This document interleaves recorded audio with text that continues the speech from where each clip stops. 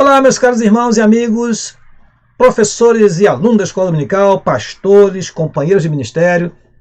É com muita alegria que eu vos cumprimento com a santa e gloriosa paz do nosso amado Salvador Jesus Cristo. Com alegria estamos chegando à lição de número 3 da nossa revista da CPAD, Lições Bíblicas, que está tratando neste trimestre sobre o seguinte assunto: os princípios divinos em tempos de crise, a reconstrução de Jerusalém e o avivamento espiritual como exemplos para os nossos dias. São lições que tratam da reconstrução, daquele momento em que o povo, saindo de Babilônia, regressou para a sua terra e ali teve que reconstruir o altar, teve que reconstruir o templo para adoração e começar ali uma nova etapa da história de Israel. É com alegria que nós já falamos aqui sobre duas dessas lições. A lição número 1, que fala sobre Daniel, ora por um despertamento, e a lição número 2, despertamento espiritual, um milagre. Todas essas lições estão ficando gravadas em nosso canal, e eu quero pedir a você, meu querido irmão, que nos conhece, que conhece o nosso trabalho, que compartilhe com demais irmãos em Cristo da sua igreja. Se você tem um amigo de outra igreja que utiliza também as revistas CPAD, diga para ele: olha, eu conheço o pastor Daniel, ele trabalha com a Escola Dominical há muito tempo e assim fazemos mesmo, né? Desde os 18 anos de idade que nós amamos a Escola Dominical, foi quando nós começamos a dar aula na Escola Dominical. Com apenas 18 anos de idade, nós já estávamos no seminário e ali o que aprendemos nós transmitimos desde aquele tempo até os nossos dias. Não estamos até esses dias, até hoje estamos trabalhando com a Escola Dominical. Amamos a Escola Dominical de fato. Então eu peço a você que nos ajude a expandir esse trabalho e desenvolver ainda mais esta aula para que possa alcançar outras e outras igrejas, e outros pastores, outros e outros professores.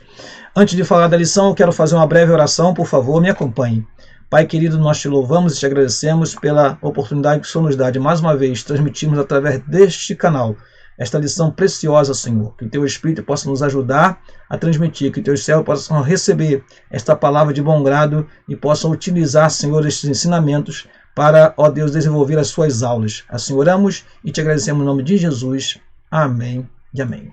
Vamos então, irmãos, para a nossa lição. A nossa lição, ela tem como texto áureo o texto que está lá em 1 Reis, capítulo 18, versículo 30, que diz: Então Elias disse a todo o povo: Chegai-vos a mim. E todo o povo se chegou a ele e reparou o altar do Senhor que estava quebrado. 1 Reis, capítulo 18, versículo 30. Falaremos sobre despertamento renova o altar. E nada melhor do que lembrar deste episódio quando o profeta Elias enfrentou aquela adversidade com os profetas de Baal e de Azera, aqueles profetas que clamaram durante toda uma manhã a um Deus que não os podia ouvir. E depois de tudo aquilo, toda aquela encenação, eles tentando obter alguma resposta de Baal, Elias então toma a frente e a primeira coisa que ele faz é reparar o altar do Senhor que estava quebrado, para que depois ele pudesse clamar, e Deus então respondeu com fogo dos altos céus. Isso nos dá uma grande lição. Não podemos ter o nosso altar quebrado, não podemos ter o nosso altar de qualquer maneira. O altar, depois, quando nós vamos ver no templo, o altar de holocausto, ele tinha até peças que precisavam de ser reparadas, que precisavam ser limpas. De vez em quando era preciso remover as cinzas. O sacerdote tinha que ter o cuidado para que o altar estivesse sempre em condições de ser usado. Por isso, é importante sempre estarmos com o altar renovado. E aí vem a nossa verdade prática, que diz o quê? Satanás jamais destruirá o crente cujo altar é constantemente renovado pelo Espírito. E é isso que nós vamos aprender nesta lição. A nossa lição tem como texto bíblico básico a leitura bíblica em classe, que será comentada neste estudo e também no próximo domingo. O texto que está lá no livro de Esdras, de capítulo 3, versículo 2 a 5 e 10 a 13. Eu quero ler para você, e você me acompanhe, por favor, na leitura. Diz assim o texto sagrado: E levantou-se Jesua, filho de Josadaque, e seus irmãos, os sacerdotes, e Zorobabel, filho de Sealtiel, e seus irmãos, edificaram o altar do Deus de Israel, para oferecerem sobre ele holocausto, como está escrito na lei de Moisés, o homem de Deus. E firmaram o altar sobre as suas bases, porque o terror estava sobre eles, por causa dos povos das terras, e ofereceram sobre ele holocaustos ao Senhor, holocausto de manhã e de tarde, e celebraram a festa dos tabernáculos, como está escrito, e ofereceram holocausto de dia em dia por ordem, conforme o rito, cada coisa no seu dia. E depois disso, o holocausto contínuo e os das luas novas, e de todas as solenidades consagradas ao Senhor, como também de qualquer que oferecia oferta voluntária ao Senhor. Quando, pois, os edificadores lançaram os alicerces do templo do Senhor, então apresentaram-se os sacerdotes já paramentados e com trombetas, e os levitas, filho de Asaf, com saltérios, para louvarem ao Senhor conforme a instituição de Davi, rei de Israel. E cantavam a reveses, louvando e celebrando ao Senhor, porque é bom, porque a sua benignidade dura para sempre sobre Israel. E todo o povo jubilou com um grande júbilo quando louvou o Senhor pela fundação da casa do Senhor. Porém, muitos dos sacerdotes e levitas e chefes dos pais, já velhos, que viram a primeira casa sobre o seu fundamento, vendo perante os seus olhos esta casa, choraram em altas vozes, mas muitos levantaram as vozes com júbilo e com alegria, de maneira que não discernia o povo as vozes de alegria das vozes de choro do povo, porque o povo jubilava com grande júbilo, que as vozes se ouviam de muito longe. Nós não vamos explorar essa segunda parte que fala sobre a construção do templo, porque isso será estudado na próxima lição. O nosso foco principal, e faça isso também você, é estudar sobre o altar, né? Os objetivos específicos dessa lição foram colocados na nossa revista, são os seguintes. Primeiro, elucidar aos alunos o significado de altar para o Antigo Testamento ou para o Antigo Pacto. Segundo, primeiro, elucidar aos alunos o significado do altar para o Antigo Pacto. Segundo, entender que Cristo é o centro da nossa comunhão com Deus. E por último, terceiro, comprovar que nem todos os despertamentos de hoje tem as características mencionadas de um verdadeiro despertamento. Nós vamos focar muito mais a parte que fala sobre o altar. Eu recomendo que você faça isso, porque esse é o título da nossa lição. O despertamento renova o altar. Muito bem. Prosseguindo então, vamos para a nossa introdução. Nós vamos ler alguns textos, e alguns textos estão destacados para que você possa também destacar na sua revista, né? Use a caneta para destacar pontos principais da lição, para que você não tenha necessidade de ler no momento da aula, né? Nós aqui colocamos um texto um pouquinho mais extenso, que é para podermos explicar a você, não apenas lendo na revista, porque assim você nos acompanha e pode acompanhar na sua revista, e até algumas coisas que não estão na revista nós colocaremos aqui e citaremos isso para que você possa também utilizar na sua aula no próximo domingo. A nossa introdução diz assim, aliás, isso nem está na introdução, está numa parte que vem como interagindo com o professor. Talvez alguns professores também não prestem atenção nessa parte, mas é bom ler essa parte. Interagindo com o professor, tem um texto até extenso aqui, eu resumi para você da seguinte forma. A reconquista da terra de Israel não foi tarefa fácil. Além da incompreensão dos povos vizinhos, os líderes judaicos enfrentaram a descrença do povo. Não era fácil, irmão. Imagine você, alguém que estava com 75 ou 80 anos, volta para a sua terra e vê a sua casa completamente destruída, vê a sua fazenda completamente destruída, um lugar completamente arruinado. E agora você regressa para reconstruir a sua vida ali. Não era muito fácil, né? O povo se voltar logo para o altar, e o povo ficou naquela coisa de reconstrói o altar, reconstrói o templo, reconstrua a minha casa. né? O que eu faço primeiro? O povo viveu um momento de muita dificuldade. Foi necessário Ageu e Zacarias trabalharem na exortação do povo, estimulando-os a contribuir, a focalizarem a vida religiosa deles e toda a adoração que era importante ter para que tivessem comunhão com Deus. Muito bem, havia dificuldades por todos os lados. No entanto, a exemplo do que fizeram os judeus que retornaram do exílio, devemos começar pelo altar. Irmãos, preste atenção, essa lição mostra exatamente isso. Não olhe para as dificuldades, não olhe para os problemas que te cercam. Saiba de uma coisa: primeiro o altar. Primeiro você precisa estar bem com Deus, né? E as demais coisas serão acrescentadas. Nós vamos ler esse versículo daqui a pouquinho. Então, se desejamos um despertamento espiritual de fato, é momento de nós levantarmos o altar. É momento de nós edificarmos o altar, que porventura pode estar destruído, pode estar quebrado, pode ter sido substituído. Então é hora de atentar para o altar. Nesta lição, diz a nossa introdução aqui, iremos meditar sobre o fato que caracteriza o verdadeiro despertamento. Trata-se da necessidade que os homens passam a sentir de se chegarem mais perto do altar de Deus. Isso é avivamento, irmãos. O avivamento não é apenas a emoção do momento, a efusão, o falar em língua estranha, em línguas estranhas, mas é o desejo de estar próximo de Deus, de se aproximar do Senhor. E assim diz nosso texto, a fim de estarem cada vez mais perto de Deus. Mais perto de Deus é ter mais comunhão com Deus, é mais intimidade com Deus. Mais perto de Deus é conhecer a vontade de Deus. Mais perto de Deus é conhecer a palavra do Senhor e cumpri-la. Então, o que o avivamento deve trazer prioritariamente? O encontro do adorador com o seu Deus. O encontro, ou quem sabe o reencontro de um filho pródigo com o seu pai. Porque às vezes nós estamos tão envolvidos em outras coisas que nós somos filhos pródigos dentro da casa, né? Alguns chegam a dizer que na parábola do filho pródigo havia o filho pródigo que saiu, o filho pródigo que ficou. Então, se nós estamos distante de Deus, mesmo estando na sua casa, mesmo estando no local de culto, é hora de nós repararmos o altar do Senhor e começar uma vida de mais comunhão com Deus. Eu quero destacar mais uma vez essa tela e eu faço a questão de mostrar para que você entenda a sequência dos fatos.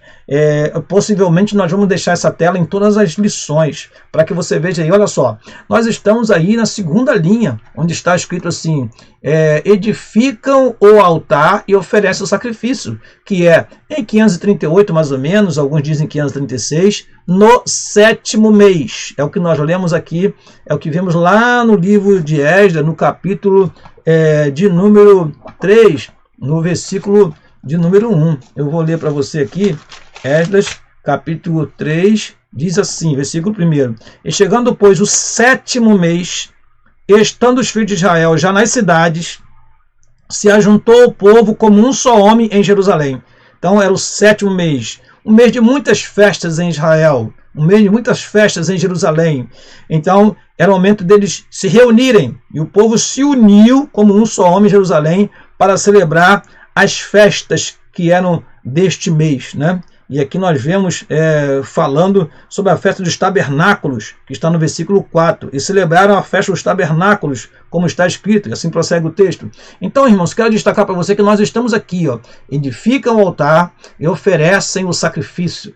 Tudo isso que vem depois, nós vamos tentar mostrar para os irmãos de acordo com as aulas subsequentes, ok? Vamos continuar então.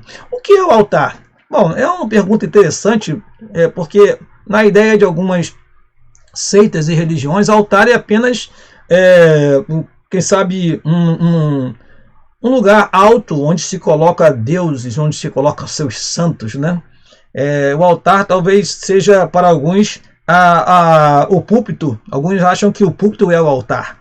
Alguns acham que o altar é alguma coisa que você coloca o seu Deus ali no altinho, né? Alguns colocam sobre uma altura de uma mesa, outro um pouco mais alto, enfim. O que é altar? Vamos olhar na Bíblia o que é altar? O altar vem de uma palavra hebraica que significa altar ou lugar alto, né? E de uma palavra grega que significa sacrifício, e de uma latina que tem a ver com queimar. Eu queria que você juntasse essas três coisas e falasse, olha, o que é o altar? O altar é um lugar reservado, um lugar alto, um lugar para sacrifício, para se queimar sacrifício a Deus, para oferecer ofertas a Deus, para sacrificar ao Senhor. Se observarmos historicamente, o homem lá no Éden, ele não precisava de altar. O homem no Éden vivia em comunhão com Deus intermitentemente, né, durante todo o tempo, constantemente. Agora, o que acontece? Nós vamos ver que o altar, ele foi necessário a partir do momento em que o homem se desviou da graça de Deus, se desviou de Deus, ou seja, perdeu a sua comunhão com Deus. E nós vamos ver então o homem mais tarde, aí nós temos o próximo, daqui a pouco vamos falar sobre esse texto, quando foi feito o primeiro altar. O que era isso? Era o desejo do homem de ter comunhão com Deus novamente. Então o altar é um lugar alto, um lugar elevado, onde se vai oferecer sacrifício, se queimar oferta a Deus. O altar, de acordo com as Escrituras, vamos ver o que Emílio Conde fala sobre isso? O altar, de acordo com as Escrituras, era um lugar construído para nele se oferecerem sacrifícios e holocaustos de animais, né? Depois, com o tempo, se você ainda não conhece, é uma grande diferença entre as ofertas. A oferta de holocausto é a oferta onde a vítima era queimada completamente. Está lá no livro de Levítico, capítulo 1. E havia outras ofertas que eram oferecidas, uma parte do sacrifício era oferecida, outra parte servia para a alimentação dos sacerdotes, né? Até o ofertante, algumas ofertas ele comia junto com o sacerdote ali no lugar, na hora de oferecer o seu sacrifício. Enfim, o altar, então, é o lugar onde se oferece sacrifícios e holocaustos de animais. Sentia-se nele o quê? Preste atenção nesses grifos. A manifestação divina, ou seja, Deus se manifestava através do altar. Significava a presença de Deus. Deus mostrava-se presente, né? Por exemplo, sobre o altar que ficava lá no lugar santíssimo, que era o propiciatório. Nós vamos ver daqui a pouquinho que o tabernáculo tinha 3 altares. O altar de holocausto, o altar de incenso e o altar que era o próprio propiciatório no lugar santíssimo. Que mais? Santificava as ofertas e era o lugar onde se realizava a comunhão dos fiéis com o Senhor. Era um momento de contato, de comunhão com Deus. Estar no altar é estar em comunhão com Deus. Por tais razões, o altar era respeitado. O altar, ele devia ser respeitado, devia ser honrado, ele não podia ser feito de qualquer maneira. Nós vamos aprender um pouco mais sobre isso durante essa lição. O que é o altar? Continuando aqui. Originalmente deviam ser de terra ou de pedra. Olha o que diz o texto de Êxodo capítulo 20, versículo 24 a 25. Um altar de terra me farás, e sobre ele sacrificarás os teus holocaustos e as tuas ofertas pacíficas e as tuas ovelhas e as tuas vacas em todo lugar onde eu fizer celebrar a memória do meu nome. Virei a ti e te abençoarei. E se me fizeres um altar de pedras, não o farás de pedras lavradas. Se sobre ele levantares o teu buril, profaná-lo-ás. Então, originalmente, quando o povo ainda estava peregrinando, quando os santos do Senhor, os patriarcas, Abraão, Isaac, Jacó, Noé, podemos falar também, eles ainda não havia o altar do holocausto. Êxodo capítulo 20, versículo 20 a 25, chega e diz, olha, onde vocês forem, vocês podem construir um altar de terra ou um altar de pedras. Mas esse altar de pedras seja de pedras não lavradas, porque Deus queria que o altar fosse com pedra in natura, ou seja, o homem não poderia interferir nesse altar. Isso fala que o altar para Deus, né, tem que ser um altar que seja dos elementos genuínos que Deus nos dá, não com a mão humana. A mão humana, a ação do homem, a influência mundana e humana profana o altar do Senhor. Por isso, isso tem uma aplicação muito grande para nossas vidas, né? Nós devemos ser, irmãos, aquilo que Deus quer que nós sejamos, né? Não podemos enfeitar, né, querer colocar a cera, né? Temos que ser sincera.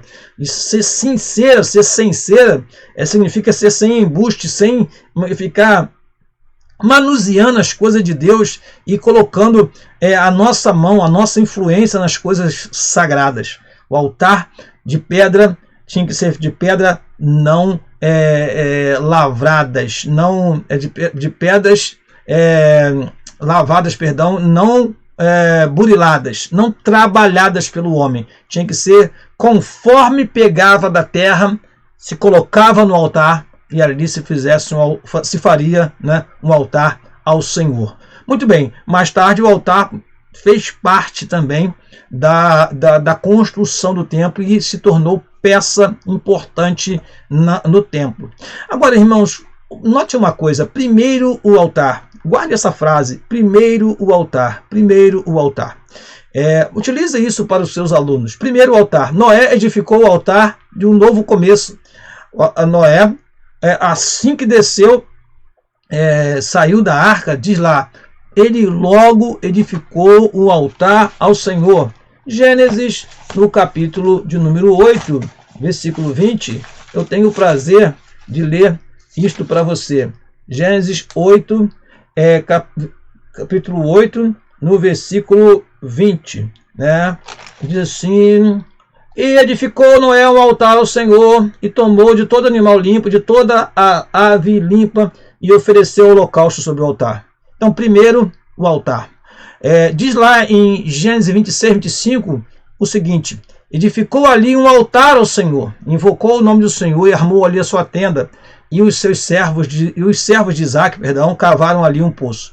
Veja que nós temos três coisas importantes aí: altar, tenda e poço. O que vem primeiro? Primeiro vem o altar. E aí nós vamos ver que a Bíblia fala em Mateus capítulo 6, versículo 33, que nós devemos buscar primeiro o reino de Deus, ou seja, primeiro o altar, primeiro a comunhão com Deus e a sua justiça, e todas essas coisas vos serão acrescentadas. Era a primeira peça a ser vista ao entrar no tabernáculo, o altar do holocausto, né? Se nós observarmos o mapa do templo, aliás, do tabernáculo, podemos já dizer assim, o templo ele tem uma arrumação um pouquinho diferente, mas seguiu praticamente o mesmo formato, né, no sentido da sequência das peças.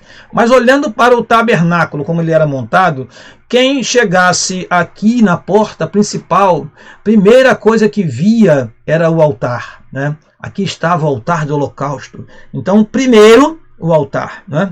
Era primeira coisa, passou pela primeira cortina, o altar. Então, na sua vida, irmão, primeiro o altar. Não faça nada sem que o altar esteja bem edificado, esteja bem construído, porque assim Deus se agrada.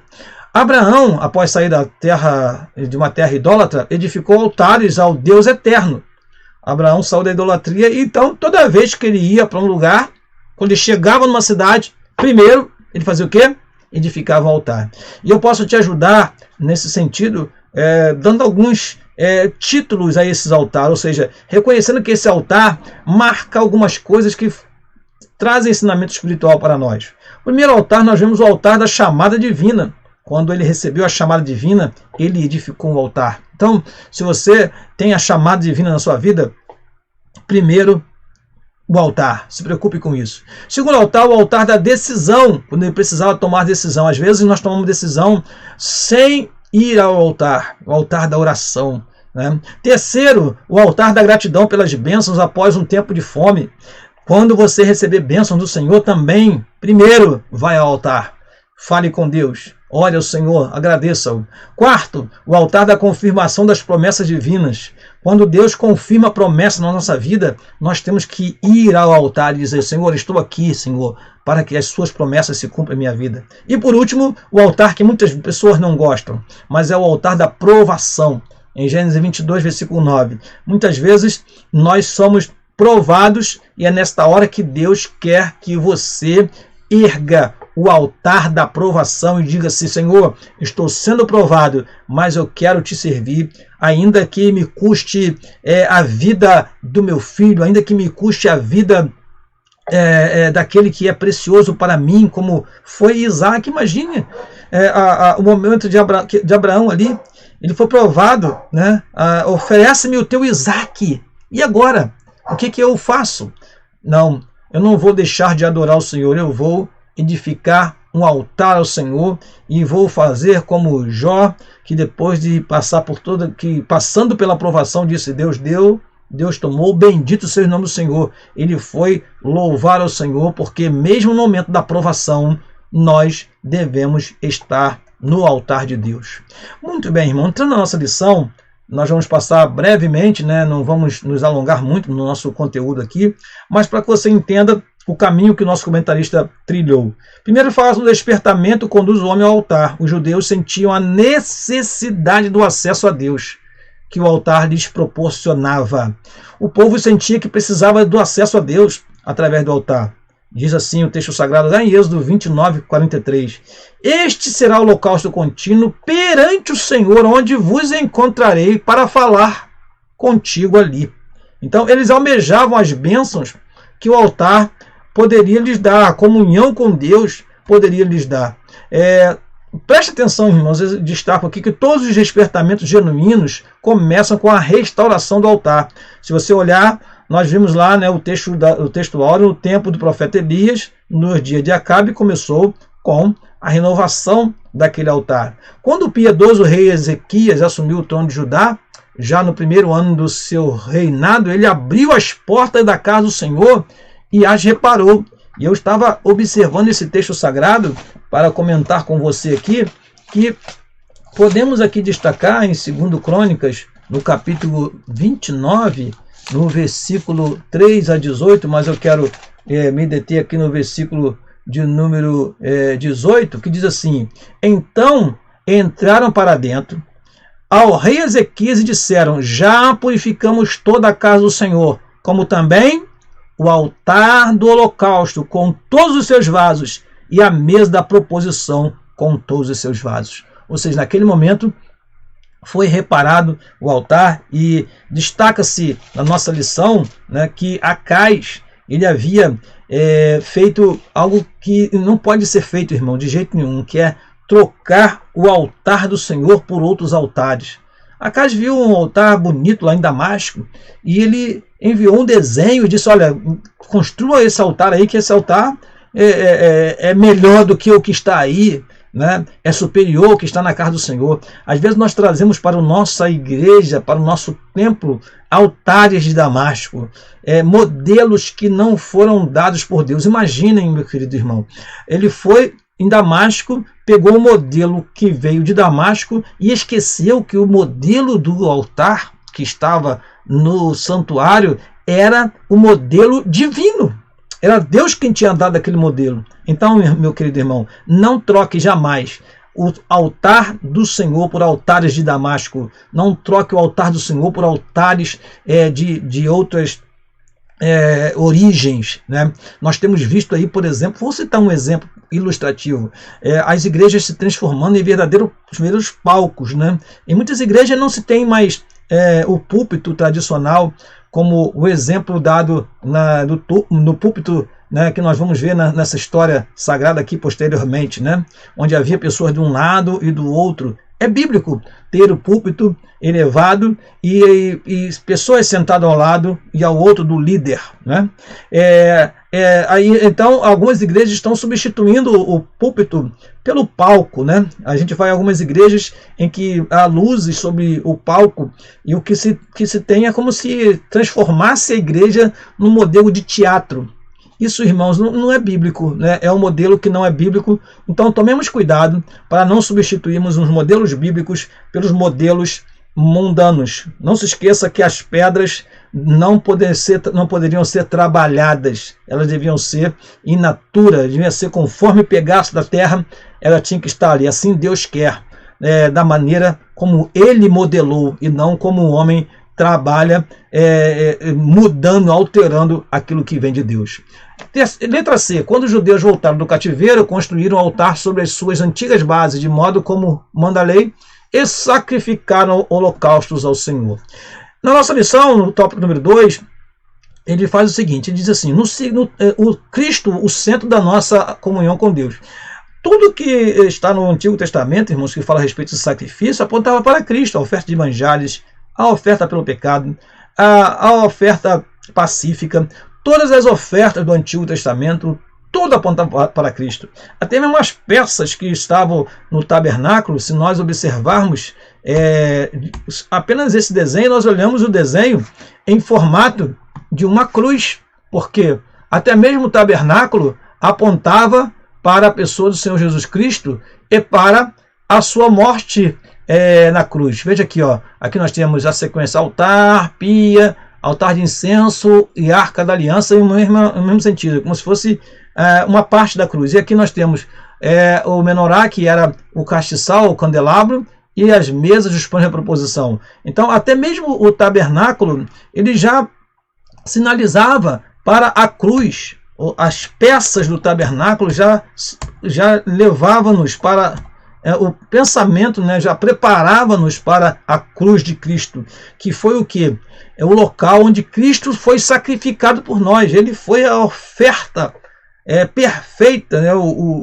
Ele mesmo se ofereceu, enquanto que no antigo pacto os animais não tinham nenhum sentimento, não sabiam que estava participando. Cristo não, ele voluntariamente se ofereceu por nós.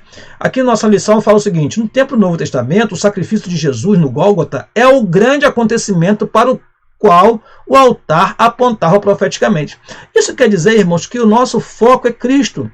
Agora, na nova aliança, devemos santificar a nossa vida, purificar a nossa vida para servir a Cristo, e sempre voltados para aquilo que está no texto sagrado, né? A respeito da sua morte, a respeito da sua ressurreição. Olha o que diz a nossa revista da Escola Dominical. Diz que toda a Trindade atuou ativamente na morte expiatória de Cristo. O Pai Celestial foi quem planejou a obra redentora. Cristo, o Filho, foi quem se entregou a si mesmo, nós já falamos aqui. E o Espírito Santo foi aquele que foi pelo Espírito Santo que Jesus ofereceu a si mesmo imaculado a Deus. Isso se entende de uma maneira interessante, irmãos. O Pai planejou a obra da salvação, o Filho executou a obra da salvação e o Espírito Santo é quem aplica a obra da salvação na vida das pessoas, na minha vida, na sua vida. Então, por isso Deus ele pode ao mesmo tempo estar em nós, ele está assentado no trono da majestade, Pai, Filho, no alto da sua majestade, lá no seu trono, e o Espírito Santo operando aqui em nós e habitando em nosso coração. Se Deus não se manifestasse de forma trina, isso não seria possível. Ou seja, a participação da Trindade na salvação, sempre levando-nos para o altar, sempre levando-nos para Cristo que foi sacrificado por nós. Muito bem. Aí a nossa revista, ela dá um destaque ao Espírito Santo, dizendo o seguinte: o Espírito Santo quer, pelo despertamento, mostrar aos homens a grande vitória de Jesus no Gólgota.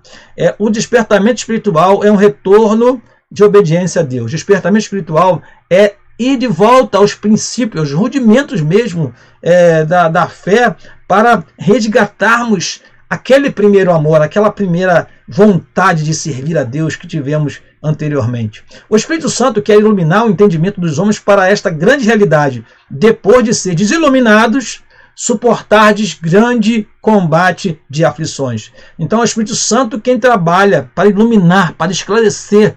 Daí a necessidade do despertamento espiritual para que sejamos iluminados. E a revista então destaca 4 atributos importantes do Espírito Santo nesta obra de iluminação, de trazer à tona o sacrifício de Jesus como importante para os nossos dias ainda. O Espírito Santo é quem revela. O Espírito Santo revelou a Pedro que Jesus era o Cristo, o Filho do Deus vivo. O Espírito Santo é quem ensina as profundezas do vitupério da cruz. Ele quem nos faz entender, né, o que aconteceu ali no momento da crucificação. O Espírito Santo é aquele que explica o verdadeiro significado da morte de Jesus na cruz, sobre o infinito alcance dobrado está consumado. E por último, na nossa revista apresenta, o Espírito Santo é quem penetra todas as coisas. Aqui é no sentido de uma luz que clareia, que ilumina. A luz da glória de Cristo revelada na cruz é uma luz que tudo manifesta. Então, daí a importância do despertamento espiritual promovido pela ação do Espírito Santo para nos fazer o quê? Entender a obra sacrificial de Jesus, para nos levar de volta ao altar, para nos fazer entender novamente como o Cordeiro se entregou por nós, né? Esta obra da redenção, esta obra da salvação só é explicada e entendida pelo Espírito Santo e só é entendida por aqueles que são iluminados pelo Espírito. Por isso que nós dependemos, irmãos, de termos um avivamento verdadeiramente vindo do Espírito Santo. Se for um outro tipo de avivamento, ele vai nos levar para um outro lugar ou para um outro pensamento em relação a Cristo e a sua igreja. Daí o cuidado que nós devemos ter com as imitações.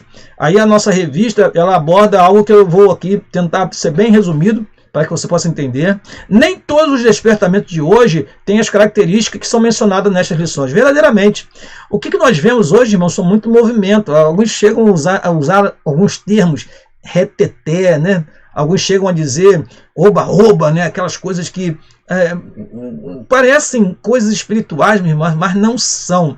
Né? Na verdade, são coisas estranhas, né? Aqueles que conhecem a palavra do Senhor.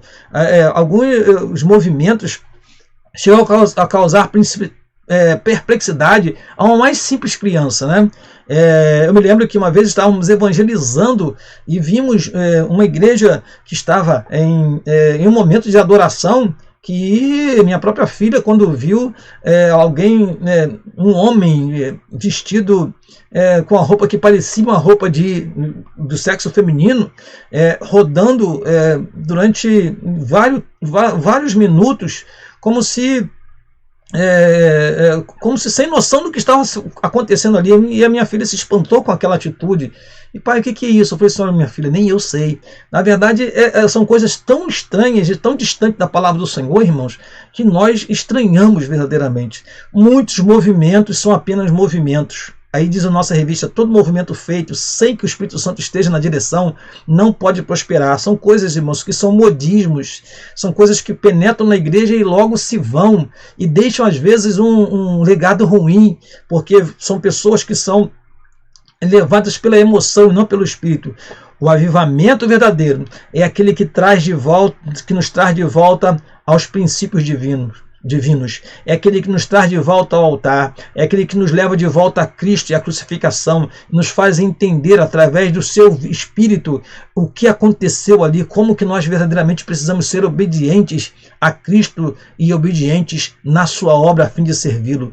Então, irmãos, mantenhamos, né, o Espírito Santo na direção, sejamos submissos ao Espírito Santo. Olha, a atuação do Espírito Santo era tão notória no tempo da igreja primitiva, que quando aconteceu de separar os primeiros apóstolos para os primeiros missionários, melhor dizendo, vemos lá em Atos capítulo 13, versículo 1 e 2, né? E tendo orado e jejuado, disse o Espírito Santo. A operação do Espírito Santo era tão notada que ali não fala que o Espírito Santo usou alguém, mas que o Espírito Santo falou, agiu de forma sobrenatural na igreja. Que em nossa igreja, que em nossas igrejas, o Espírito Santo possa agir de forma sobrenatural, porque se ele agir, se ele realmente tocar, as vidas vão ser, primeiro, salvas pelo Senhor Jesus Cristo, porque o avivamento traz de volta o significado da cruz. As vidas serão renovadas e terão possibilidade de obter as bênçãos divinas de uma vida de consagração. E aí a importância de ter o altar sempre renovado, sempre limpo, sempre preparado para que possa oferecer sacrifícios agradáveis a Deus. Prosseguindo aqui, irmãos, nós queremos chegar à nossa conclusão. Eu deixei aqui algumas perguntas, né? Como está o seu altar na nossa vida? Como está o seu altar e como está o nosso altar? Será que o nosso altar está quebrado? Se está quebrado, olha, vamos aprender com Elias. Vamos reparar o altar do Senhor que está quebrado. Vamos ver o que está pendente aí, vamos ver o que está faltando, vamos ver o que foi que aconteceu nessa trajetória de vida, né, espiritual, e se for necessário voltar ao primeiro amor de fato, né, nos despojar de uma vida de fantasia, de uma vida de embuste, de uma vida de engano, e sermos verdadeiramente servos do Senhor, servindo em santidade e verdade. Será que seu altar foi altar substituído? O altar na sua vida foi substituído?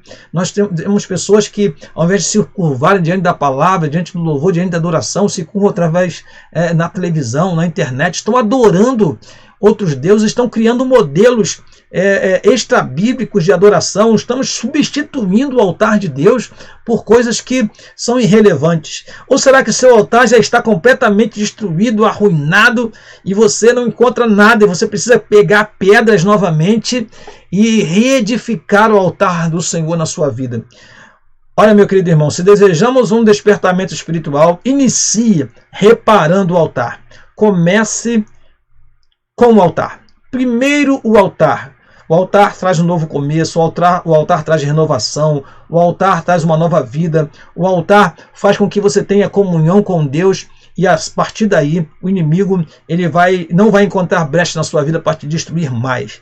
Vamos aprender então nesta lição que o despertamento espiritual, ele renova o altar, e nós precisamos ter nosso altar sempre renovado perante o nosso Deus.